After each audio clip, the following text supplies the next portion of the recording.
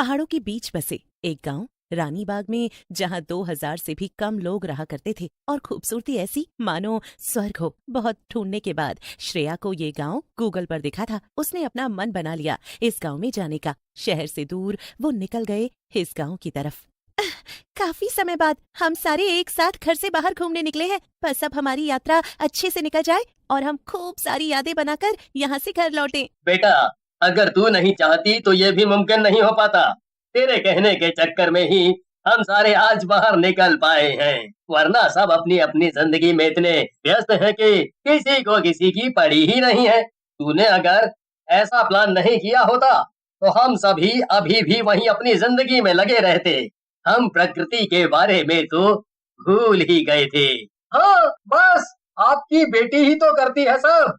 मेरा तो कुछ मतलब ही नहीं है। आप लोगों के साथ रहने का तभी मेरा मन नहीं कर रहा था। यहाँ आने के बाद तो बस सब श्रेया श्रेया करते रहते हैं। नहीं बेटा, ऐसी कोई बात नहीं है। हम तो तुम दोनों को हमेशा समान ही प्यार करते हैं। वो तो बस बहुत दिनों बाद निकले हैं ना, तो पापा ने ऐसा बोला। तू नहीं आता तो हमारा मन कैसे लगता। सब तुझे प्यार करते हैं बेटा। कुणाल अपनी माँ की बात सुनकर खुश हो गया और वो सारे गाड़ी में बैठकर पहाड़ों से होते हुए रानी बाग की तरफ जाने लगे। श्रेया को पता ही नहीं था कि श्रेया के अंदर एक ऐसी जादुई शक्ति है जो कि आत्माओं को देख सकती है, क्योंकि शहर की भीड़-भाड़ में उसने कभी इन सब बातों पर ध्यान ही नहीं दिया। पापा, और कितनी देर लगेगी वहाँ पहुँचने में? अब तो मैं भी थक गई हूँ। जाने कब हम वहाँ पहुँचेंगे, जाने कब फोटोज लेंगे और कब मुझे इंस्टा पर स्टोरीज डालने को मिलेंगी। तुम बच्चे और तुम लोगों की ये इंस्टा स्टोरीज, तुम तो बस इसी के लिए जी रहे हो जैसे। बस पहुंचने ही वाले हैं बेटा, थोड़ी देर और फिर डालती रहना जितनी स्टोरीज तुम्हें डालनी है। मैं तो लाइव जाऊंगा। मुझे स्टोरीज डालने में मजा नहीं आता। मुझे तो लोगों को दिखाने में मजा आता है कि मैं कहाँ घूमने गया हूँ, जैसे दूसरे मुझे दिखाते हैं। उनके पापा तभी ब्रेक मारकर गाड़ी रोक देते हैं। चलो चलो बच्चों, उतरो, हम लोग आ गए हैं, पहुंच गए अब। कुणाल और श्रेया खुशी से गाड़ी से उतरते हैं और जल्दी से अपना सामान होटल के रूम में रख देते हैं। फिर दोनों थोड़ा तैयार होकर 2 घंटे के अंदर ही पहाड़ों की तरफ सैर करने निकल जाते हैं। बेटा देखो, ज्यादा दूर मत जाना, हम दोनों कल से शुरू करेंगे। दोनों अपना ध्यान रखना और समय से घर वापस आ जाना। हम यहीं होटल रूम में हैं, अपना फोन ध्यान से रखना। और कोई भी दिक्कत हो तो हमें फोन कर देना, हम लोग आ जाएंगे। ये जगह नई है, यहाँ कोई बदमाशी नहीं करनी है और मिलकर रहना दोनों भाई बहन। ठीक है माँ, इस बात का ध्यान रखेंगे। इतना बोलकर श्रेया और कुणाल घूमने के लिए निकल जाते हैं। रास्ते में उन्हें बहुत सारे पहाड़ दिखाई देते हैं। ये जगह तो बहुत ही सुंदर है। हमारा फैसला बहुत सही था यहाँ आने का। तुम्हें क्या लगता है कुणाल, हमने सही किया है ना? हाँ, ये ऐसी जगह मैंने कभी देखी भी नहीं थी। ये सब तुम्हारी वजह से ही हुआ है। सॉरी, मैं गाड़ी में तुम पर चिल्लाया। और थैंक यू, तुम हमें यहाँ लेकर आई हो। थोड़ी दूर जाने के बाद उनको एक नदी दिखाई देती है। उस नदी के किनारे पर एक बेंच लगी होती है, जहाँ पर एक लड़का बैठा होता है, बहुत उदास, परेशान और शांत। कुणाल तो इधर उधर घूम रहा था, लेकिन श्रेया की नजर उस लड़के पर पड़ती है और उसके पीछे खड़ी एक चुड़ैल पर भी, जो अपने घोड़े पर बैठी होती है। श्रेया ये देखकर डर जाती है, लेकिन झट से फोन निकालकर उसकी फोटो लेती है। इतनी सुनसान जगह पर नदी किनारे ये लड़का क्यों बैठा है? चलो चलकर देखती हूँ और पूछती हूँ आखिर बात क्या है और उसके पीछे कौन है। श्रेया उस लड़के के पास चली जाती है और बेंच पर उसके साइड में जाकर बैठ जाती है, लेकिन वो लड़का फिर भी कुछ नहीं बोलता और फिर उठकर वहाँ से जाने लगता है। श्रेया फिर से एक अजीब सी बात पर गौर करती है। वो चुड़ैल और वो घोड़ा भी लड़के के पीछे चल देते हैं। ये क्या अजीब सी चीज है, ऐसा तो मैंने पहले कभी नहीं देखा। ये लड़का कितना बेफिक्र घूम रहा है। श्रेया को दिखाई देता है उस लड़के के पीछे जाती हुई घोड़े पर बैठी एक बहुत ही डरावनी चुड़ैल, जो गुस्से से घूमकर उसे ही देख रही थी। दोनों उस लड़के के पीछे, लेकिन उस लड़के को इस बात से कोई फर्क ही नहीं पड़ रहा था। लड़का चुपचाप आगे चला जा रहा था। कुणाल, जरा इधर तो आना। वो देखो, तुम्हें कुछ दिखाई दे रहा है क्या? हाँ, दिख तो रहा है, एक लड़का जा रहा है, इसमें क्या बात है? श्रेया को ये बात समझ नहीं आ रही थी कि कुणाल उस चुड़ैल और उसके भूतिया घोड़े को क्यों नहीं देख पा रहा है, और आखिर में वो लड़का कौन है जो चुपचाप ऐसे चले जा रहा है। श्रेया कुछ बोलती नहीं है और चुप होकर वही सोचती रहती है। श्रेया को एकदम से होश आता है और वो बोलती है, हाँ हाँ, चलो चले। श्रेया घर आ तो जाती है, लेकिन उसको वही लड़का याद आता है। उसके बाद वो सब सो जाते हैं, लेकिन अगली सुबह सब फिर से घूमने जाते हैं।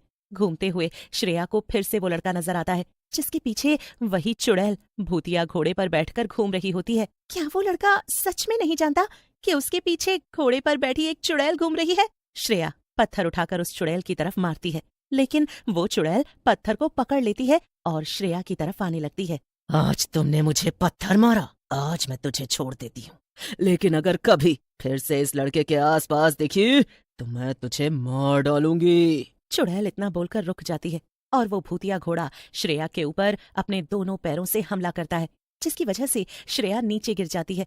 ये देखकर श्रेया के माँ बाप और कुणाल भी वहां आ जाते हैं। क्या हुआ बेटा? ऐसा लगा मानो तुझे चक्कर आया हो, तू ठीक तो है ना? माँ, आपको दिखाई नहीं दिया? मुझ पर किसी ने हमला किया, क्या कोई उसको नहीं देख पा रहा है? श्रेया की माँ उसकी बात सुनकर डर जाती है।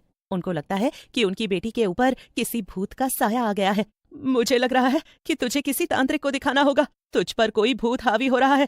क्या बकवास बातें कर रही हो माँ? ऐसा कुछ भी नहीं है, आप बिल्कुल ठीक कह रही थी। शायद थकावट से मुझे चक्कर ही आया होगा, मेरे ऊपर कोई भूत वूत नहीं आया है। श्रेया समझ जाती है कि उसके अलावा कोई भी उस चुड़ैल को देख नहीं पा रहा है, ये शक्ति बस उसमें ही है। वो फैसला करती है कि वो उस लड़के से जाकर पूछेगी आखिर माजरा क्या है। वो शाम को दोबारा उसी नदी के किनारे पर जाती है, लेकिन अकेले, और उस लड़के के साइड में जाकर बैठ जाती है। हेलो, मेरा नाम श्रेया है, आपका नाम क्या है? मैं इस जगह पर नई हूँ। हेलो, मेरा नाम धीरज है, मैं यहीं रहता हूँ। लेकिन जैसे ही धीरज अपना हाथ श्रेया की तरफ बढ़ाता है, अचानक से बहुत तेज आंधी चलने लगती है और श्रेया पर वो चुड़ैल हमला कर देती है। वो श्रेया को पकड़कर घसीटने लगती है। श्रेया घोड़े के पीछे घिसट रही होती है। ये सब देखकर धीरज बहुत डर जाता है। अब श्रेया खून खून हो जाती है और धीरज एकदम से बहुत तेज चिल्लाता है। धीरज की आवाज सुनते ही सब कुछ शांत हो जाता है। चुड़ैल और उसका घोड़ा रुक जाते हैं। धीरज श्रेया के पास जाता है और उससे पूछता है कि आखिर ये सब हो क्या रहा है?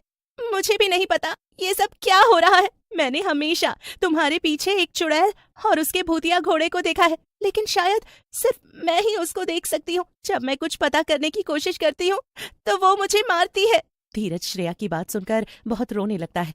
उसको बात समझ नहीं आती है और वो कुछ पूछने ही वाली होती है कि तभी धीरज खुद से ही बोल पड़ता है। वो कोई चुड़ैल नहीं है, बल्कि वो मेरा प्यार है, मेरी नेहा। कुछ समय पहले मैं, नेहा और उसका घोड़ा पहाड़ों में घूम रहे थे, लेकिन हम नीचे उतरे तभी बहुत तेज बारिश होने लगी, जिससे नेहा और उसका घोड़ा फिसल कर खाई में गिर गए और मुझे लगा था वो मर गई है, लेकिन देखो वो आज भी मेरे साथ। मैं हमेशा उसे ऐसे ही प्यार करूंगा। धीरज की ऐसी बातें सुनकर उसके पीछे खड़ी चुड़ैल रोने लग जाती है। अचानक ही उसमें से एक बहुत चमकती हुई रोशनी निकलती है, जिसके साथ ही वो कहती है, मुझे लगता था धीरज मुझे भूल जाएगा, इसीलिए मैं यहाँ से नहीं जा पाती थी, लेकिन आज तुम्हारी वजह से मुझे पता चला वो भी मुझसे उतना ही प्यार करता है जितना मैं उससे करती हूँ। मैं तुम्हारी हमेशा आभारी रहूंगी। इसके साथ ही श्रेया की सारी चोटें भर जाती हैं।